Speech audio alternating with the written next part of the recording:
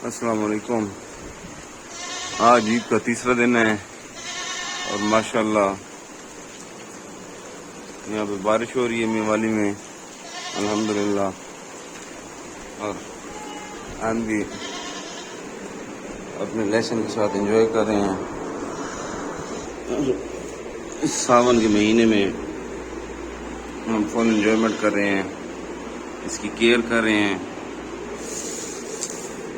ताकि इसको हम हर तरह की बीमारी से बचा सकें। ये आप देख सकते हैं हमने वेंटिलेशन के लिए किस तरह अपने माल को रखा हुआ है।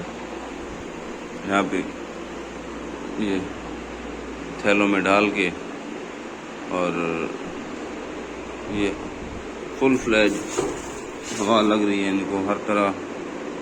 ये फली देखें माशाल्लाह अल्हम्दुलिल्लाह। इनमें कोई भी बड़े से बड़ा ग्रोअर भी किसी किस्म की इंशाल्लाह खामी नहीं निकाल सकता, ना फली के साइज में, ना रंग में, ना क्वालिटी में, ना किसी और चीज़ में। ये आप फलियाँ देखें।